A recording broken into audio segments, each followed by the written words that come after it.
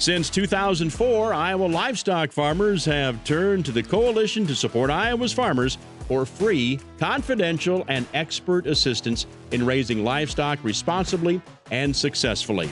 Join us at the Fenceline to hear from industry experts and farmers about topics important to livestock agriculture here in Iowa. The Fenceline, where the gates always open. Welcome to the Fenceline, a production of the Coalition to Support Iowa's Farmers. My name is Bob Quinn, and today on the Fenceline, we're talking with one of our recent Good Farm Neighbor Award winners.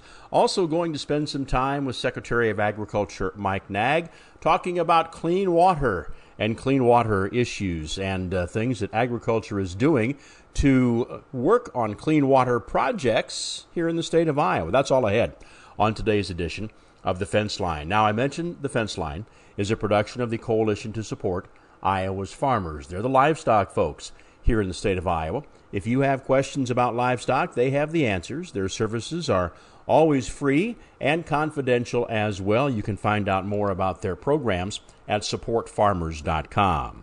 Well, they are also, the Coalition is the presenting sponsor for the Wergin Good Farm Neighbor Award, and we're visiting with one of our Wergin Good Farm Neighbor Award winners today, Chad and Becky Stripe, who farm near Garden Grove in rural Decatur County. And we start off talking with Chad. And first of all, congratulations in winning the award. Thank Tell me you. a little bit about your livestock operation. What are you doing here? We're just running a cow-calf operation. Cow-calf producer. You're in the hills of south central Iowa. You got it. Yep. So, yeah, I was going to say, we're in cow-calf country down here. How's hay crop looking? Looking good. Good. Use a little drier weather to get some hay put up, but other than that... Well, I'll tell you what. If I'd have been here 2 years ago, I said we could use a little bit of rain. That's right. You're exactly right. It was on the west You take side. it in July, that's for sure. Yeah. Now, how many cuttings have you had? We're just working on our second right now. Working on your second right now. A lot of times up in Madison County that we work on our second, and that's all we get. So Right. Yep. You guys are looking really good down here. It is. It's looking awful good. Got an alfalfa mix you're cutting? Yep. Right? Alfalfa grass, yes. Now, it says here as well that you have planted some wheat as a cover crop. Yep. What do you do with wheat? A lot of times we'll just spray it, burn it down, and plant back into it. We have combined some, ship it to Kansas City usually, but it's just usually, we just use it on what we chop for silage. So there is a wheat market for you in Kansas City? Yep. Oh, son of a gun. And how many cows do you have? About 175. And when are they calving? 1st April is when we start. Is that a hard and fast calendar start? Well, that's yes. As long as we have an April snowstorm. That's usually happens. Yeah, Chad and Becky Stripe with us. Becky, I want you to grab onto that microphone. Becky greeted us at the door here at Mormon Trail School. And I asked if it was a high school, and you said, no, we've got everybody here. Yep, pre-K through 12. Is this a new school? No, we moved our high school over 3 years ago from Garden Grove. It looks new. I mean, it looks beautiful. Yes, we've got a great facility here. We're excited to have you here. We certainly appreciate being indoors as well. Yeah, the air is working well. It's a little warm outside. Yeah, is working well. This is a beautiful setup, though. Nice new gym, it looks like, in there. Yeah. Son of a gun. People need to check it out. Come see us. And you're the principal here. Yep. So how long have you been doing that? I've been principal 9 years. I've been in the district over 20. Okay, so it says here you have, what, 2 boys? Yep. Right? Gabe is 21 and Coy is 17. Coy, is that a family name? No, I think Chad found it in the phone book, or maybe his dad found it going through the phone book. Well, that's one way to do it, I guess. We needed a C name, I think, is how it happened. Oh, my goodness. I was going to ask you, you got 2 boys that were probably in school when you were in the school system. Yep, I taught Gabe, and... How'd that work? It was wonderful. Was he the teacher's pet? No, he made sure he wasn't. He did not want to be. Oh, we're having a great time with you folks here. And it looks like you got some folks that are coming in to say hello to you. And Secretary of Agriculture Mike Naig is going to be with us as well. So we continue with our 196th Wergin Good Farm Neighbor Award winner today. And we are with the Stripe family, and we are in Humiston and Decatur County. Yep.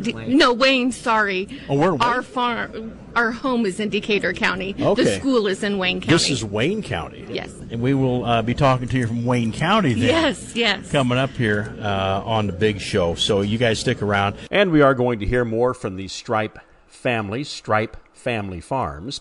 I mentioned the Fenceline is a production of the Coalition to Support Iowa's Farmers. Cody Havens is with us right now, and we're going to visit a little bit about some of the things the Coalition does out in the countryside with Cody. One of the guys you might find on your farm, if you call him up and arrange for a visit, is Cody Havens, and Cody is sitting in with me right now. Cody, you guys been busy?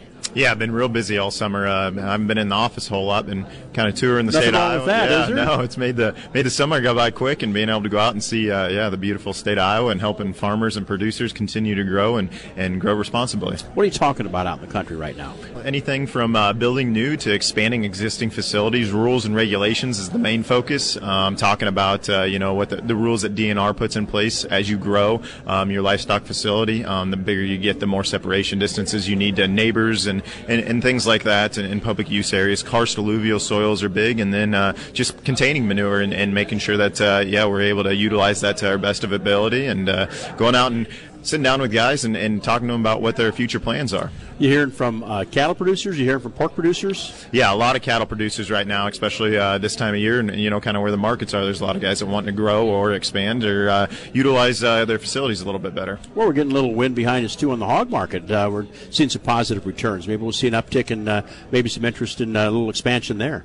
Yeah, that would be great to get the hog industry growing in the state of Iowa again and be able to utilize the crops that we grow to help produce some more pork. You guys are working with I think a broiler producer in western Iowa as well. Yeah. Lincoln Premium is looking to build barns for the rotisserie chickens for Costco. So, looking for producers to start growing and build barns to help them with a new processing plant over in Nebraska. There's one thing when you talk to people about agriculture, about farming, and living even in the city of Des Moines, maybe they don't understand a lot of things that go on. But when you say Costco rotisserie chicken, everybody knows what that is. In fact, they can almost smell it now coming out of the radio. They think that that's and they only go through about 2 million a week at Costco. So we're talking about something that feeds the masses being produced right here in the state of Iowa. Alex Frazier is with us. Alex, one of the supporters of the coalition. We'd like to have Alex along because he always brings a tree with him. That's right. When he shows up at places. And Alex, so if I put it in the ground today, how long before I can hang a hammock on it and maybe enjoy some shade? Well, start with a small hammock if it's soon, but sure, yeah. What'd you bring today? Frontier elm today. Frontier elm. Yeah, it's a fast-growing tree. This is a frontier elm, so it's a little bit it's smaller at maturity, but it gets a great fall color. So it's a red in the fall. A nice alternative to maples, which of course are great, but we have a lot of them. The maple trees seem like they're soft. And can be. You get a lot of wind on them, and they like to lose limbs on them. Right. So we get a lot of calls for maples because they're known to be a fast grower, but the caveat to that is soft wood. So, again, this is a nice alternative to that. Now, when we talk about windbreaks, because that's one of the things that the coalition talks about is windbreaks, and whether it's for snow deposition or whether it's for even odor control. Right. Is there certain types of trees you put in windbreaks? Good question. Typically evergreens is our focus because that gives you protection all year round. Typically on the north and west side of the barn, you're right, we're controlling where the snow drops, how much, anything from a spruce to a pine. Cedars, of course, are native, so we enjoy those, arborvitaes. And then various shrubs. Shrub rows are very common for the conservation aspect. Controlling where the snow drops is a big task of that shrub row. How close to a driveway do you plant your trees? Typically at 75 feet is where we start. That also depends on the tree you use. Yeah. So the mature size is our focus. The taller the tree, the taller or the longer the snow shadow. So if you're going to hug the barn or the driveway or the farmstead, you need to use a smaller tree at maturity. Then for odor mitigation, of course, I know you want to be on the exhaust end of the odor there, but how close do you stick trees up there? Well, the closer the better, but then you can't, of course, plant too close because of the snow on the barn later. Yeah. But the idea with the tree row to control odor, you want the dust that's coming out of the barn to be forced up into the air where it's going to mix with fresh air and just eliminate or reduce the smell at our level, at our nose level. Cody, I'm going to ask a couple more questions here. So who should be calling you guys?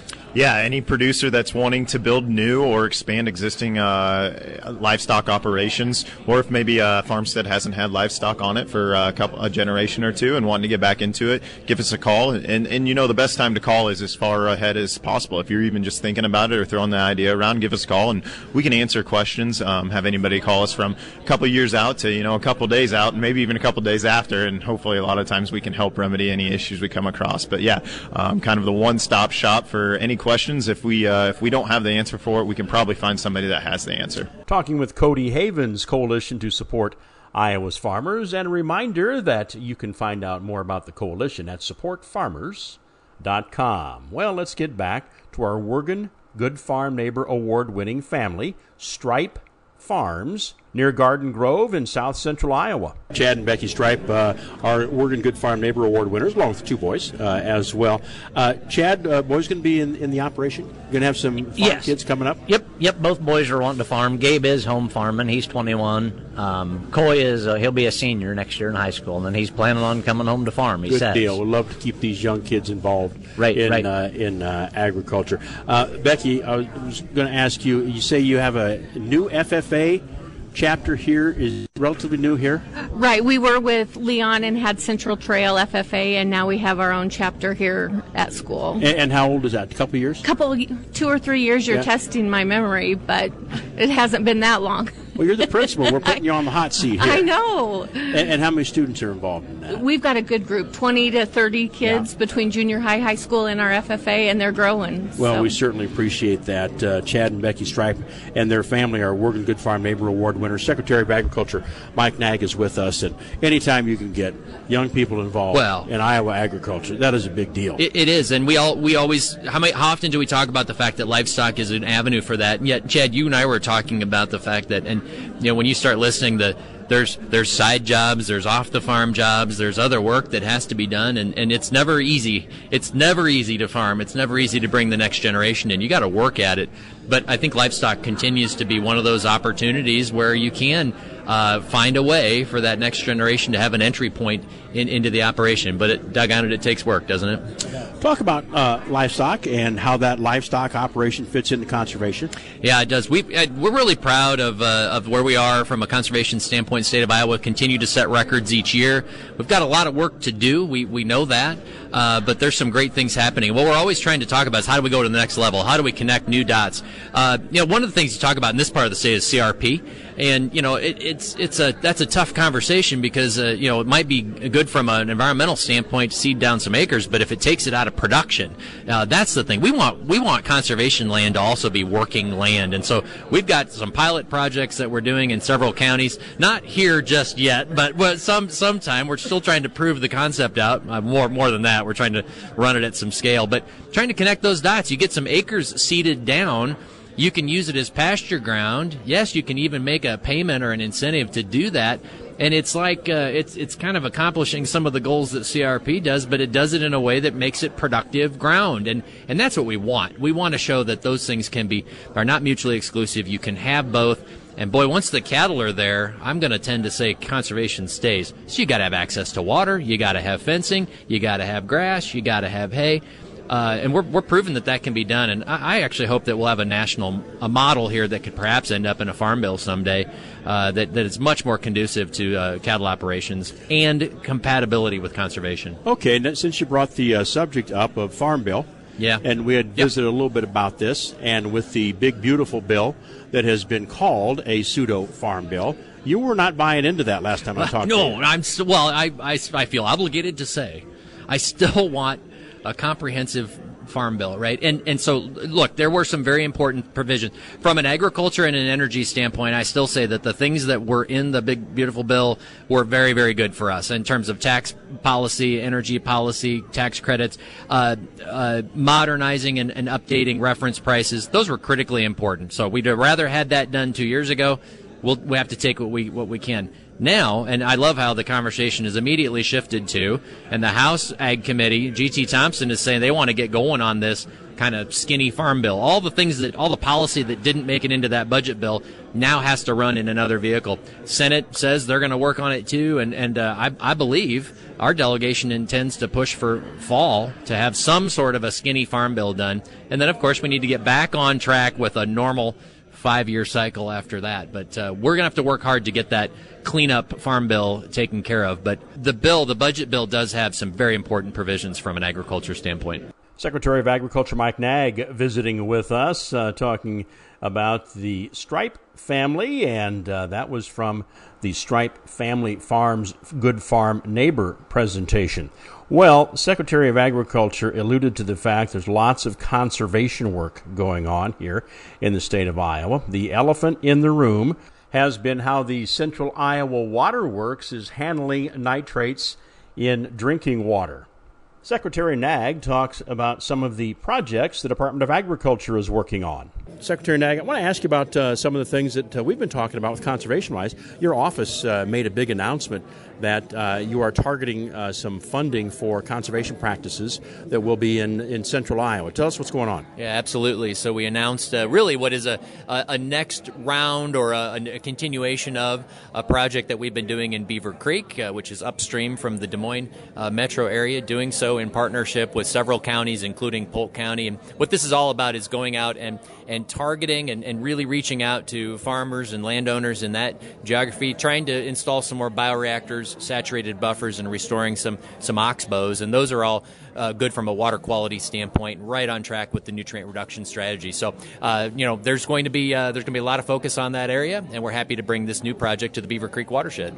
And when we talk about these projects that agriculture is undertaking, a lot of times the results aren't like overnight. That's right. And by the way, the results, the benefits are also not accrued on the farm. They're actually accrued off the farm. They're at the edge of the field. But you're absolutely right. You're talking about hydrology. You're talking about rainfall. You're talking about landscape, big landscapes here and millions of acres in the state of Iowa. And so you've got to. What we know is that you've got to stay focused. You've got to bring the funding, the resources, the partners, the awareness. All those things contribute to making progress. And here's the other piece. We're learning how to do things even faster, how to do things even more efficiently. And that's what this is all about. It's all about scaling up. And then we will see those benefits over time if we put the right practices in place across the state of Iowa, and especially if we target some specific watersheds, like Beaver Creek is a good example. Elephant in the room, of course, is what's going on in central Iowa. We have a restricted use on watering lawns. It has been pointed back to nitrates in the water. We have talked about this before, and you've kind of always leaned as we all have a stake in this. It's kind of a cooperative effort is what we need to undertake. Well, and this is one of the key elements to Iowa's nutrient reduction strategy, is that no one element can say, no one party or entity can say, well, it's all somebody else's fault. That's just not true. Does agriculture and the ag landscape contribute to nutrient loss? Absolutely. Do our cities and businesses and stormwater and residences contribute as well? Yes. And so you've got to have both sides of that equation. The other piece is you've got treatment and treating the water that we use out of the rivers, and you've also got then working upstream on the non-point side of things. Look, we have to be working in all those landscapes. We have to be investing in the treatment infrastructure as well. It is both of those things that need to happen, and so we're going to continue to scale up and work to implement the nutrient reduction strategy. It's the right thing to do. It's got the right practices in it. We just need more of it. Number one conservation practice probably added here over the last couple of years been cover crops. Without a doubt, the most acres. We're 4 million acres of cover crop state of Iowa. It was a huge expansion of that over literally tens of thousands, a couple thousand acres, 12 years ago to 4 million. That's a big deal, but we need more, and we're a national leader in that. I mean, we don't talk about that all the time as where are we compared to others. We are leading the nation in cover crop usage, and we need to do more. But we've also we've invented literally developed new practices like bioreactors and saturated buffers. They didn't exist when we even wrote the first nutrient reduction strategy. And we are leaders also in nitrate-reducing wetlands. So we've got to have those management practices, better nitrogen use efficiency, and better modeling of optimal rates, cover crops, no-till, and these structural practices. We really need all of the above. I know that the folks we've talked to many times in the past, first thing they say is we'd like to be able to do more. We feel like we need to deliver a good quality corn to the elevator. We need to deliver good quality meat to the locker for consumers. And as farmers, we need to deliver good quality water downstream. There's a lot of pressure on our farm community to try to balance all of those things. By the way, profitability has to be at the center of all that. As in profitability and prosperity for those involved in agriculture, our farm families. If they don't have profitability, how are they to make investments in the kinds of practices and technology that advance all of those efforts? But we also need to think about rural prosperity and prosperity in our state. If you don't have an ag engine that's driving that, what have you got, really? And so we've got to continue to balance all those equations. Farmers are under immense pressure to deliver on all those things. Here's the good news. You look back over the trajectory of where we are in terms of sustainability, quality, you name it, delivering for consumers around the world, we're on the right track in so many ways and advancing in all those fronts. So there's a great story to tell about that. And, by the way, we always want to do better. Secretary of Agriculture Mike Naig with us. We have been visiting today with the Stripe family, Stripe Farms, South Central Iowa, winner in the Wergin Good Farm Neighbor Award. And you're listening to The Fence Line. The Fence Line is a production of the Coalition to Support Iowa's Farmers. You can find out more about the Coalition's programs at supportfarmers.com. My name is Bob Quinn, and I'll be talking to you next time along the fence.